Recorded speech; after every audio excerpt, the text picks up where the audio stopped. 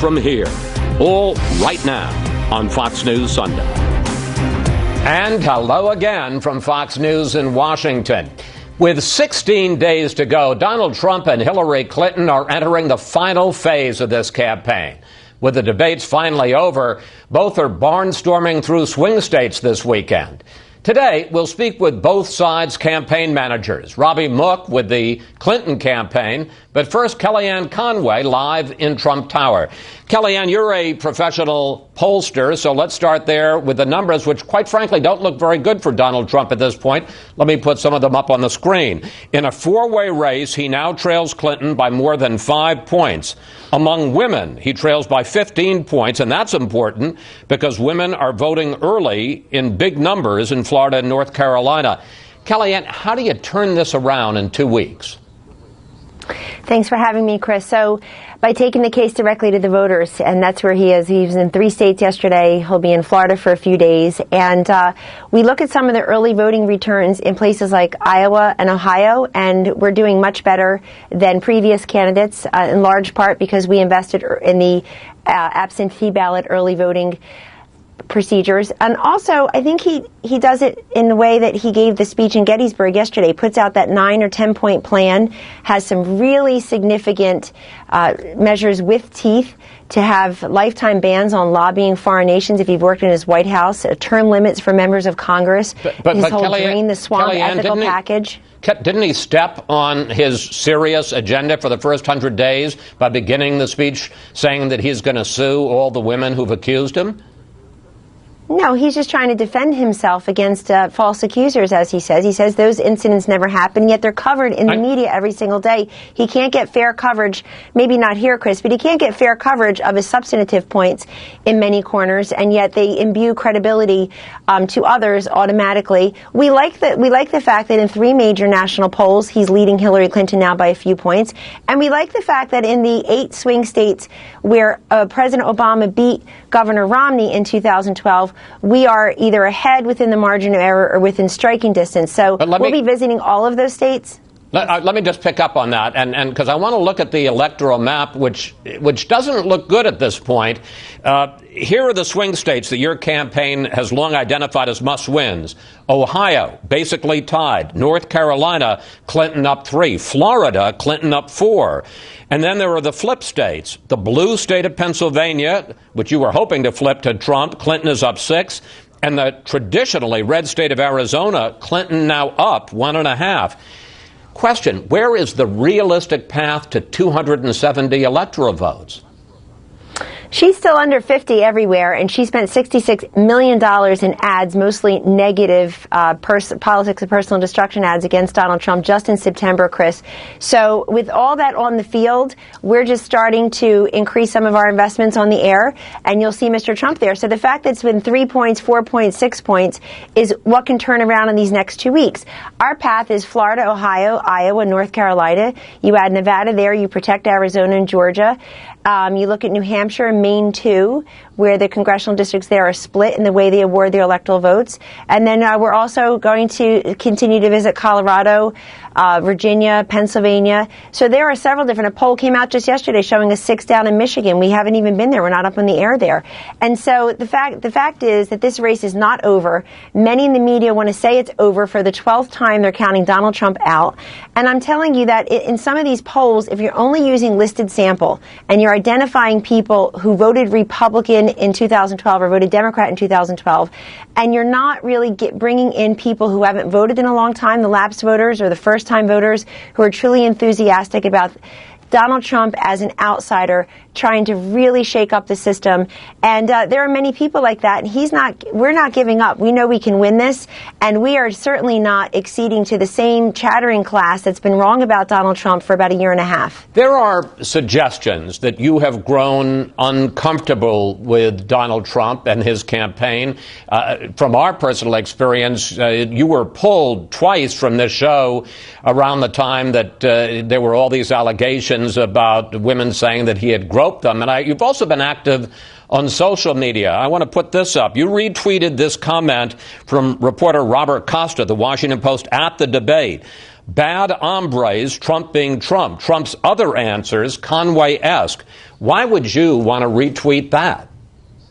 I retweeted it because I was so excited that Donald Trump, for the first time in the 20-some years I've been working on pro-life messaging, actually in front of tens of millions of people worldwide, gave the most impassioned defense of life that I've ever heard from a Republican presidential candidate. It was amazing to hear him say... What Costa was saying was the bad stuff was Trump and the good stuff was you. No, that's not true. What he was saying, he made one comment, and it was early in the debate, Chris, if you remember. And so the Conway-esque stuff was this pro-life messaging I've been working on for decades and can never get, frankly, people who say they're much more pro-life than Donald Trump. Donald Trump used to be pro-choice, like many Americans, changed his views based on personal experience as he's explained it. And there he was on the stage with you doing two things that nobody had ever done.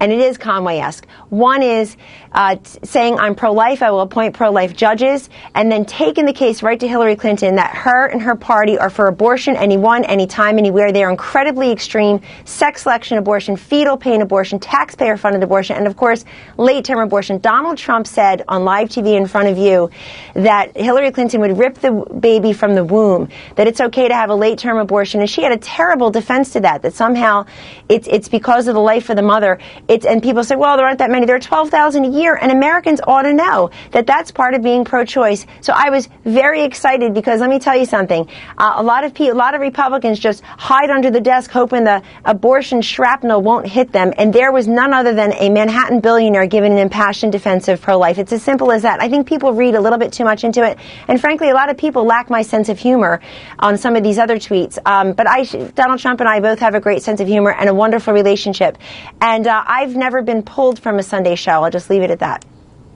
Well, just real quickly, because the fact was that we were told as recently as like a Saturday night that you were going to be doing our show at the height of the whole scandal, and then suddenly Rudy Giuliani showed up the next morning, and you don't look like Rudy Giuliani.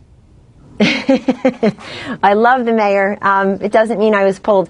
But in any event, if you see me sitting here as a campaign manager, then that's where my heart and my head are. And, a lot of things go into being this campaign manager. A lot of people here relying upon me as their leader. A lot of our state directors, our ground game, our field operation. I work very closely with Chairman Priebus and his team at the RNC. Right. And we just, Donald Trump and I have a great relationship. I think he's unfairly maligned by many people who should really look at the full measure of the man. He has employed thousands of women at the Trump Corporation. He is the first Republican to elevate a woman as a campaign manager presidentially. That says an awful lot about him. Kellyanne, we're going to have to leave it there. Thank you so much for joining us today. Thank you.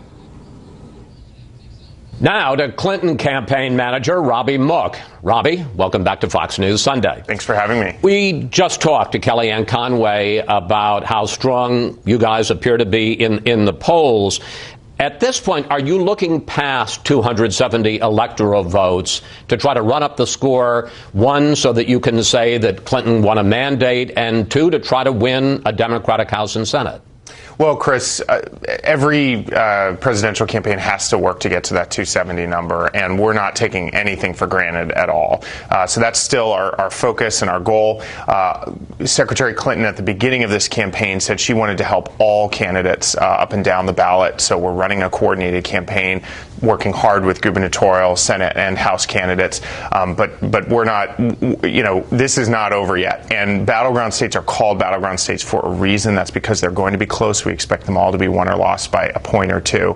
And we're working very hard on the ground to turn up the vote. But aren't you widening the map in these final 2 weeks? We see you going into traditionally Republican states like Indiana and Missouri and even Arizona. I mean, you are widening the map, clearly. And is that at least in part to try to push back in case Trump tries to claim that this election is rigged? Well, every campaign wants to win by the biggest margin possible, so that would be great. The reason that we've gone into Arizona is that it has come into play. Donald Trump's divisive rhetoric, the shameful things he said about POWs and specifically about John McCain have put that state into play. We think we can win it, so we're doing everything we can. There are important Senate and governor's races in Indiana and Missouri, as you mentioned, so we have put in some resources to help there. But we're not running away with this. This this race is going to be competitive up until the end. What I find very encouraging is we have seen, first, a record in voter registration. Over 200 million people across this country are now registered to vote, which is great. And we're seeing record turnout numbers. Just yesterday in Nevada, we saw a record turnout in Clark County for the first day of early voting. We're seeing eye-popping vote-by-mail application numbers in Let me just Virginia ask you quickly about that. We act as if this all happens on Election Day, November 8th. You've banked a lot of votes already, and we see women turning out in large numbers in North Carolina and Florida. Do you have a sense of what kind of strength you're in at this point? We feel very, very good about what we've seen so far. We predict that this is going to be the biggest election in American history. More people are going to turn out than ever before. And we are encouraged also by who is turning out. We are very proud of the ground game that we've built. We see it delivering the results that we expected. And as you touched upon, we believe over 40% of voters in the battleground states are going to turn out before Election Day. So this election is happening as we speak, and that ground game is there pushing our people out. I want to take you back to a question I asked Secretary Clinton about the Clinton Foundation during the debate, a question I have to say I don't think she really answered. Here she is. Why? And then she went on, and I had to interrupt her. There was a new revelation this week that Hillary Clinton was involved in trying to get a $12 million donation to the foundation from the King of Morocco. Why wasn't that classic pay to play? Well, first of all, it's not news that the Clinton Global Initiative had their meeting in Morocco. Everybody knew that. And it's also not news that Hillary Clinton didn't go to it. That was in the emails as well. So there's nothing new here. And Donald Trump is trying to attack Secretary Clinton on this because, as you said, he is down in the polls. He's struggling. And as Secretary Clinton said, we are glad to put her foundation up against his any day. But Robby, there is some new stuff because we have gotten the emails that indicates what was going on. This was happening in 2015, just as she was about to announce her campaign for president, and the emails show, and I'm going to go through some of them, you were not happy at all with the idea of this meeting and her going there at that particular point. January 18th email from Uma Abedin to you. It will break a lot of China to back out now when we had so many opportunities to do it in the past few months. She, Clinton, created this mess, and she knows it. Same day you write, HRC is still considering. March 24th, you to John Podesta. Uma said it was still happening, then said that she's going to cancel at the last minute, but it sounded a little tentative, just sounded more up in the air than I thought it was. You didn't want this huge contribution from the King of Morocco just as Clinton was announcing for president. Well, I didn't want anything on her schedule that was going to distract from the campaign. And again, the Clinton Global Initiative had this meeting scheduled in Morocco. Yeah, but it was the big money from a foreign person to the foundation at the time she's running for president. This was, as you can see in those emails, this was a scheduling matter, and we didn't want her going overseas. I didn't want her going overseas before the campaign was kicking off. But again, these are stolen documents, stolen by the Russians. It's now confirmed from John Podesta. They are being put out for exactly this purpose. Well, the Russians and Donald Trump want this campaign to be about something else right now. Well, let me just speak to that, though, because, the Trump tax returns were stolen as well when they were mailed to the New York Times. You guys didn't object to that. In fact, you jumped all over them. Well, we don't know where those tax returns come from. Well, they weren't. They were clearly stolen. We don't know, and you'd have to work with the New York Times on that. Do you think that Trump had given them? I don't know. I don't know how they got to the New York Times. I guess what I'm saying is if we're looking at the fruits of that theft, and I will call it a theft, it's fair to look at the fruits of your theft. I think what's particularly disturbing in this situation is that the intelligence community has now confirmed that John Podesta's emails and the DNC emails were stolen by the Russians. I know about the Russian connection. I'm talking about the $12 million from the King of Morocco and the fact that this continues to sort of show the line between private and public and Hillary Clinton and the Clinton Foundation. I think we got to look at what decisions were made. There was a meeting in Morocco. Secretary Clinton decided not to go focus on her campaign here. And again, we're having this discussion because the Russians want us to. But then Chelsea Clinton went, correct?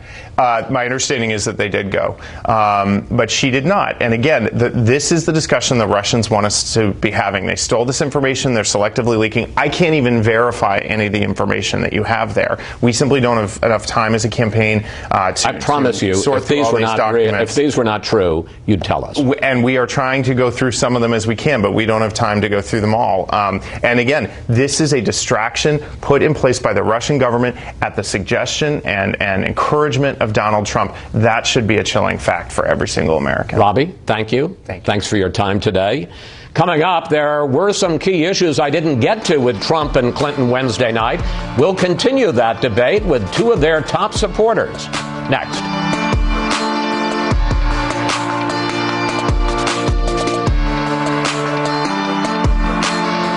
Well, this is the book that Wednesday hours of Albertson figuring that good debate questions are a terrible thing to waste. We want to continue the conversation now with former Speaker Newt Gingrich, one of Trump's top advisors, and author of the new book, Treason, and key Clinton advocate, Democratic Congressman Javier Becerra. Gentlemen, welcome back to Fox News Sunday. Chris. One subject that we discussed in the debate was immigration, where Trump and Clinton are sharply divided. Take a look. Well, first of all, she wants to give amnesty, which is a disaster and very unfair to all of the people that are waiting online for many, many years.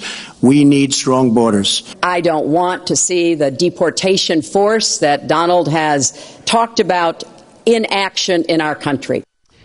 But we didn't get to the issue, which I was planning to, of sanctuary cities that limit their assistance to federal immigration officials on people who are in this country illegally. Donald Trump would cut off federal subsidies to those cities. Hillary Clinton supports those cities. Debate your differences. Chris, I will simply say that Hillary Clinton has a record when it comes to tough border enforcement and enforcement in our cities as well. But I'm talking about sanctuary cities. Well, sanctuary cities don't stop you from going after the criminals, the folks that are trying to do us harm. Sanctuary cities simply says we're not going to focus on going after the women in the grocery store or picking up their kids from school. We should be focused on going after those who are trying to do us harm. And that's all that sanctuary cities talk about. Going after sanctuary cities, as Republicans have, would deny our local law enforcement the resources they need to actually continue to go after criminals on the streets. And that's why many of us have opposed the Republicans' efforts to try to undo funding for cities that have sanctuary city policies to protect women and children. Speaker Gingrich? Well, I mean, first of all, since Secretary Clinton basically doesn't intend to enforce the law nationally, why should she care if cities enforce the law? She has said openly that her dream was of a Western Hemisphere without borders. In that circumstance, sanctuary cities wouldn't need to exist because you'd have a sanctuary country. There's a huge difference between Trump's desire to control the border, her desire to open the border, and I think the sanctuary city issue is just a part of that. But my impression, I mean, Congressman Becerra knows a great deal more about this than I do. My impression is that in a number of cities, they will not turn people over to the federal government, even if they are picked up for criminal violations. Well, let me talk about one. Let me talk about one specific case that got a lot of attention. That, of course, is the case of Kate Steinle in your state of California, who was shot to death last year in San Francisco. Her accused killer had been deported 5 times, but he was back in the U.S. Right. And he does not qualify for sanctuary city policy. That's the point. No, he wasn't. He escaped. He was able to get away, and then he was able to get a hold of a weapon. But he was not under some sanctuary city policy. And by the way, open borders was not a reference to immigration by Secretary Clinton. It was a reference to energy policy. No, wait. No, I got to stop you there because that was one of the I wish I'd had back in the debate. She talked about a common market with open borders and open trade. There's no such thing as an electrical common market. She talked about the fact that our energy policy must go beyond our own borders because otherwise we're going to that wasn't what she said. She talked about a hemispheric common market. Nobody talks about common market. You and I and Newt can go ahead and decide what we think she said, but she's the one that told us what she said. She said it. Yeah, but the actual phrase, it's just interesting, the actual phrase is open trade and open borders. Now, in that setting, continue to energy policy. But anyway, to go back to the case, as I understand it, the city of San Francisco didn't turn this guy over. There's a piece in San Diego, local TV, runs like 7 minutes, covering the border right now. They don't turn people back. They actually take them to a trolley car in San Diego. People actually run up to the police. One guy who's a border patrolman said the guy runs up to him and says, "I have a really bad heart condition. Can you put me in the hospital?" All right. I also wanted to talk to Trump and Clinton about Obamacare, but somehow we got sidetracked into a debate about TPP and dumped Chinese steel. So let's talk about Obamacare. Speaker Gingrich, for all the criticism of the Affordable Care Act, the fact is that 20 million Americans who didn't have health insurance coverage now have health insurance coverage. What happens to those 20 million people under Trump's repeal and replace? Well, first of all, most of those people are in Medicaid. They're not in insurance programs that are private. Second, a lot of people who are in insurance programs are going to be out of them by next year. But they're only in Medicaid because Medicaid was expanded under this. So Medicaid is expanded. That's a simple government program to expand. So Trump would continue with the expanded Medicaid? I suspect nobody would be kicked off in the transition, but the people who are going to be kicked off now are people who cannot afford the scale of the increase in premiums and the scale of the increase in deductibles. I mean, this is the Unaffordable Care Act. It's a joke to say it's the Affordable Care Act. What's the plan to protect those people? I think the plan will probably involve a fairly large tax credit to enable them to buy private insurance. Chris, there we go. 6 years after we passed the Affordable Care Act and 20 million people now have coverage, this is the plan. It's not a plan. Suspicions about what you think will happen aren't going to get people access to a doctor or a hospital. People used to go broke having to file bankruptcy because they had taken their son or daughter to a doctor or a hospital. That's no longer the case for people who have insurance. 20 million people today have the security of knowing they don't have to wait until their child is so sick they can go to the emergency room. Congressman Becerra, you would certainly have to agree. Bill Clinton said Obamacare right now does have serious problems. The big insurance companies are pulling out of a lot of states. There's almost no choice in a lot of the markets. Premiums are going up an average of 9%, but in some places 20, 30, 40%.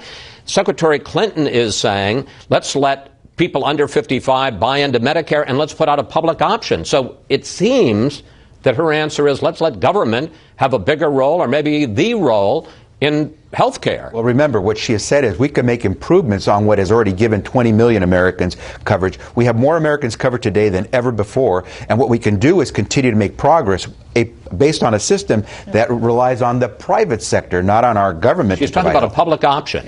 For those states, there are many states where the private sector is not going in, rural areas especially, where a public auction absolutely would make a difference because it gives Americans more choice. But rather than throw away everything you've got and go back to the days of pre-existing conditions where you could not get coverage, let me wrangle this one. First of all, I think the term that President Clinton used was crazy.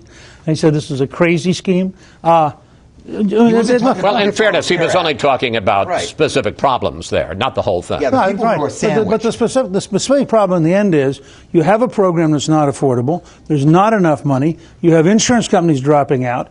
Hillary, in one of her secret speeches, said she really likes the Canadian model, which is a government-run system. What's the plan? What's the plan? I think the plan has to be to go back to making it possible to have competitive choices, and the plan has to be, frankly, to take a lot of the cost out of health care. Okay, how? It's great to say what we have to do, but show me how you do it. Republicans have 6 years. They haven't come up with a plan. I think the first easy step, although there'll be a big war politically, is malpractice insurance. You look at the amount of defensive medicine practiced in this country, it drives up the cost. What you're trying to do is say we can have an endless increase in cost, but it will be affordable. So you wait till the doctor has done something wrong to sue for malpractice. That doesn't make you well. That's true. It doesn't make you well. Finally, Speaker Gingrich, we're running out of time here. You've been speaking recently about Big Trump and Little Trump. Yes. And Big Trump, you say, is a man who's espousing historic change. And Little Trump, you say, is, your words, petty and pathetic.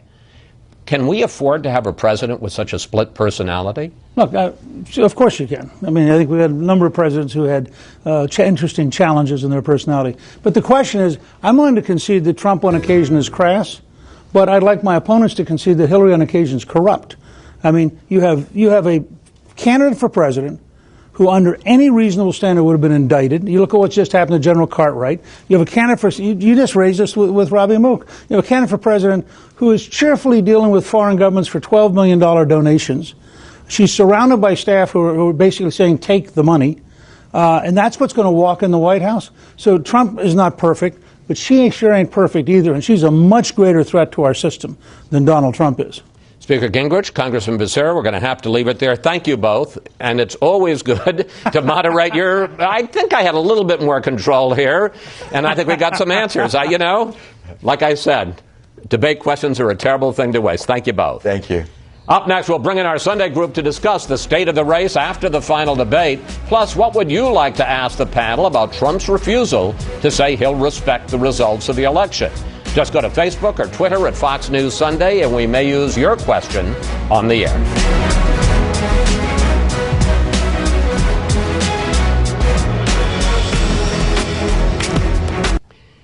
Hillary Clinton and Donald Trump arguing at Wednesday's debate who has more valuable experience to be our next president. And it's time now for our Sunday group. GOP strategist Karl Rove, Fox News political analyst Juan Williams, Bob Woodward of the Washington Post, and Kimberly Strassel from the Wall Street Journal. Well, Karl, the conventional wisdom is that Trump was having a pretty good debate until he refused to say that he would accept the results of the election. Do you agree with both parts of that premise? I do, because, look, what matters is not just simply the debate, but the aftermath of the debate. And he guaranteed that all that good work that he did in prosecuting the case, that he was the agent of change and she was the status quo, was wiped out in the controversy that came as a result of his answer to that question. And it continued for several days more. I mean, the next day he compounds it by saying at a rally, I believe in North Carolina, I'll accept the outcome if I win, guaranteeing that the story would go on for yet another day. And why is that such a big deal? Because people are saying, well, look at 2000, and which you were familiar with, and allegations of fraud. Why is it such a big deal way in advance, a president or a presidential candidate saying, I don't commit to respecting the results? As long as we've had our republic, we have had a peaceful transition of power. Now, there have been moments of acrimony and division, 1876, 2000, but we have had this great tradition of the peaceful transfer of power. Now, look, I want to say something about the hypocrisy of some Democrats on this.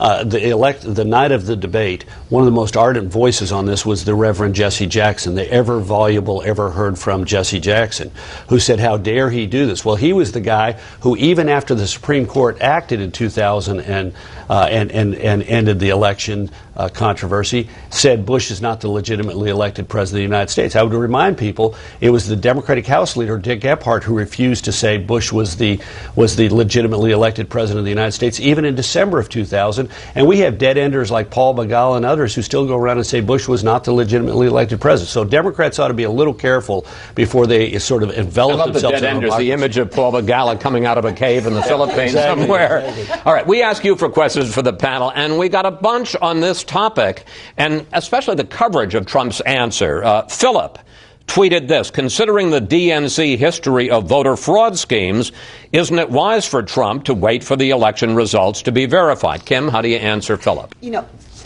I think this argument that Trump is making is also a mistake, that there is widespread voter fraud, that this is rigged. It's a very dangerous argument to make. I mean, there is always some amount of fraud out there. We can't ever be perfectly certain with elections.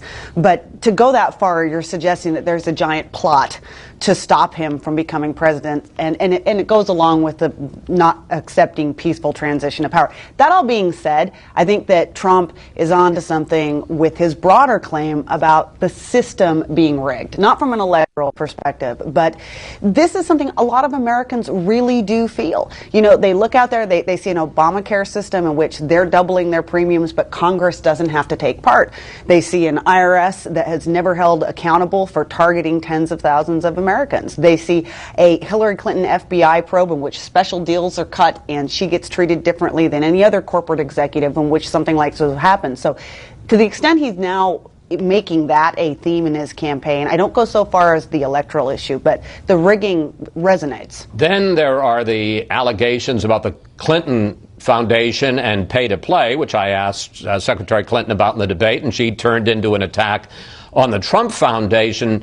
But Bob, I want to go back to the conversation I was having with Robby Mook before. When you see what seems to be clear evidence that Clinton Foundation donors were being treated differently than non-donors in terms of access. When you see this new revelations about the $12 million deal between Hillary Clinton, the foundation, and the King of Morocco, are voters right to be troubled by this? Yes, it's corrupt. It's a scandal, and she didn't answer your question at all, and she turned to embrace the good work that the Clinton Foundation has done, and she has a case there. But the mixing of speech fees, the Clinton Foundation, and actions by the State Department, which she ran, are all intertwined, and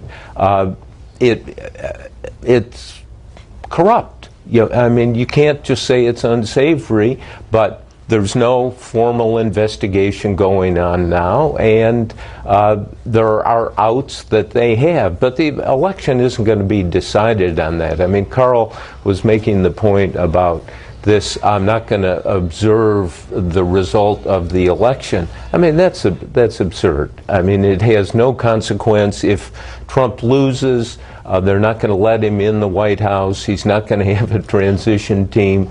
And to focus on that, I think, is wrong. I think the issue is what's going to be the aftermath of this campaign. Can somebody govern? We're going to talk about that in the next segment. But I want to bring one in because we learned from emails and these were emails that the Republican National Committee got through the Freedom of Information Act. These aren't the hacked emails. This isn't the fruit of Russia trying to undermine our election. That foundation donors seeking government grants for Haiti relief were being treated differently, being considered separately from non-donors. Does that trouble you? Sure it would. But, I mean, the fact is, in that case, which has been cited by Mike Pence, in fact, what the State Department officials said is, hey, some of these people are friends of the Clintons. But guess what? The bottom line, they didn't get the contracts for Haiti. But to your larger... Some of them did. Yeah, but it's very few. So it's not...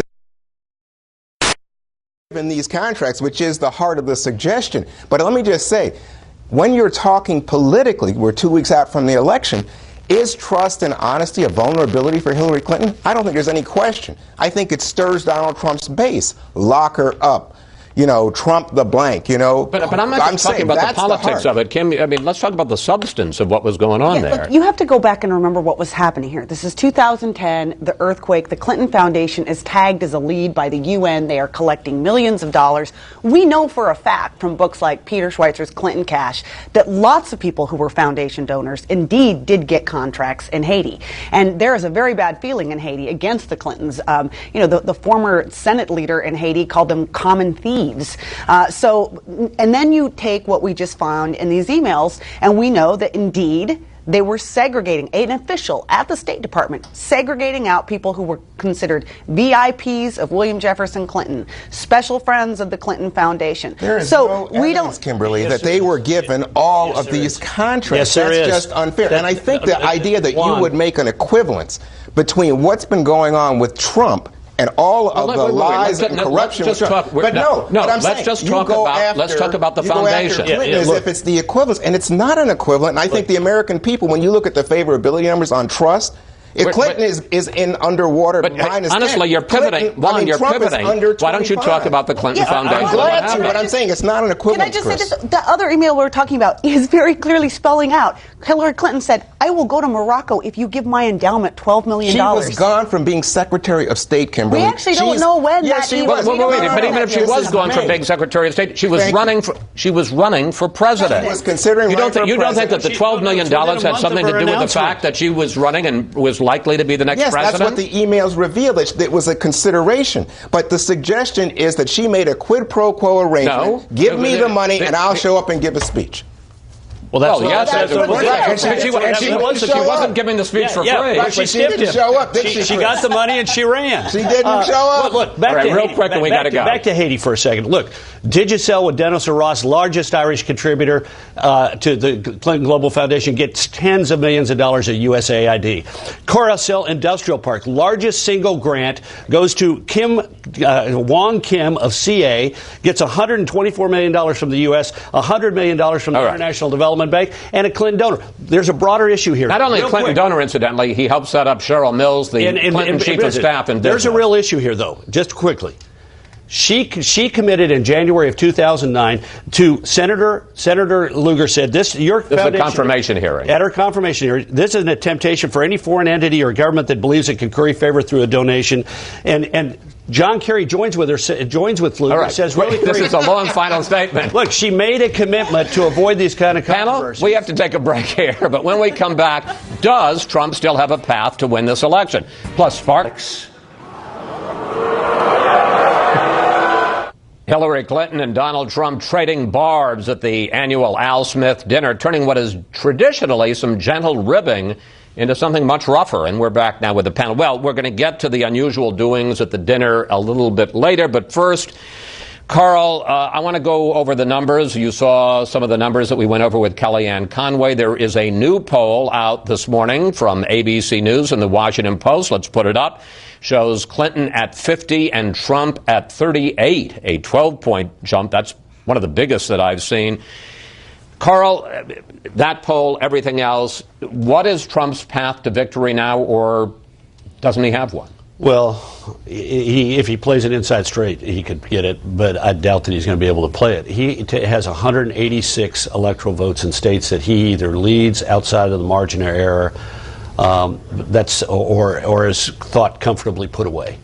That compares to Romney's 206. That's Romney's states minus Arizona and North Carolina where he's behind, and plus Iowa where he's ahead. There's only one other. He's ahead in Ohio by less than 0.1%, by less than 1 point. That gets him to 214.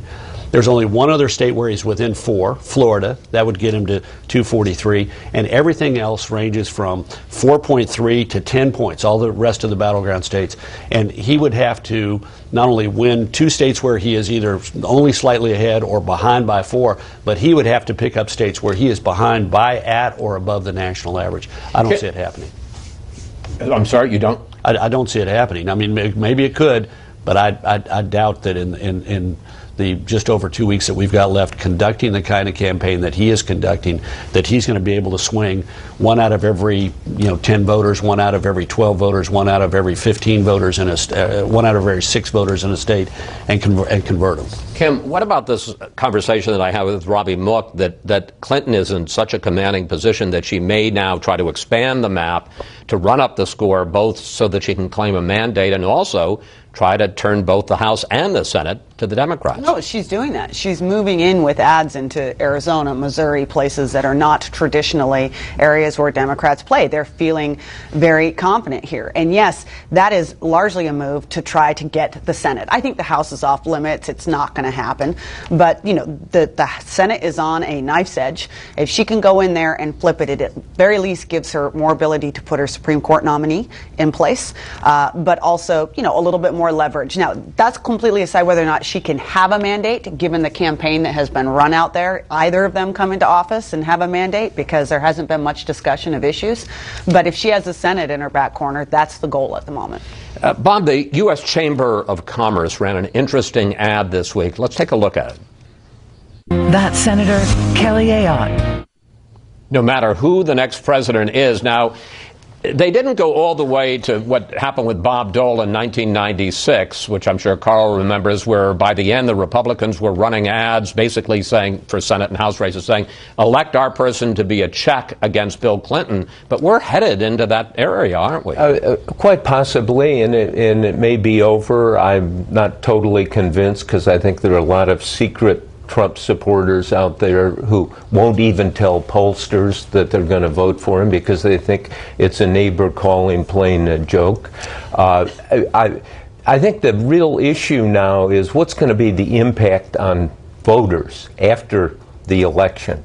And I think I said to you that there are a group of Valium voters, people who talk tough, who really treat all of this as an emotional combat between Trump and Clinton. And actually, after the election, they're going to chill out. They may have to self-medicate, but lives are going to go on. And this is not going to be the end of the world. And it's been portrayed as Armageddon, and I'm not sure it is. Well, for the Armageddon lobby, one of the points that they would cite was the Al Smith dinner, which is usually very dignified, very gentle ribbing, and turned ugly and mean, and frankly, particularly by Trump. And he was openly getting booed at a charity dinner. And I wonder, maybe I'm making too much of this, but to me, those kind of events are the glue which hold the country together. I don't mean the Al Smith dinner, but the sort of sense that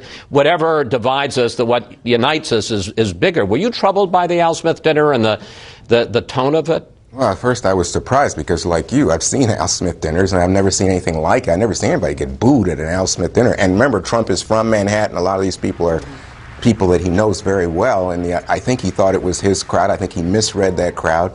And when he starts off about hate Catholics, that she wants to deceive people a little bit, that you picks up on the nasty woman line that he used earlier. So corrupt that she got kicked off the Watergate committee. And he says, after listening to Hillary, Rosie O'Donnell looks better. I mean, it didn't have the right timbre, didn't have the right feel, and I think a lot of people just felt like, again, on this issue of, do we have any comedy? Can we at least have a conversation? Can we have a moment of grace after his not very good performance at that third debate? I just thought it was sad for the country in some ways. But isn't that his brand, going over the line? And he has a 10-year for something like this, and people look at this, but what about his supporters? I think that's what they expect. Well, I want to bring you in. We got about a minute left. I mean, are we going to pay a price for the ugliness of this campaign after the election? I think so, because we were just talking about a mandate. Okay, when Bush ran, it was very clear if he won, he was going to put his tax policy in, and this was his main thing he was going to do. Can anyone tell me what the number one priority of either of these candidates would be if they were actually elected to the White House? It has been so ugly on both sides. No one's going to come in with a mandate. We're going to have a more divided country than we have ever had before. And I find that shocking. If she gets elected, her unfavorables today are 53%.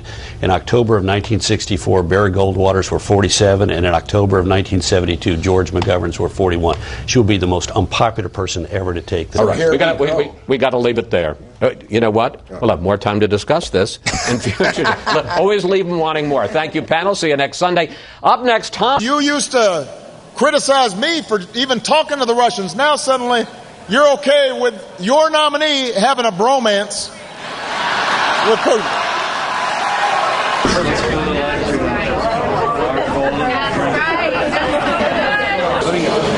Don't do this. Wait, don't do this. What a waste of time if we don't pull this off. These guys have said, doesn't matter if you win or lose. There's never been a movement like this in the history of this country. I say it matters to me whether we win or lose. You can be sure the narrative will change again in these final 16 days before the election. And that's it for today. Have a great week, and we'll see you next Fox News Sunday.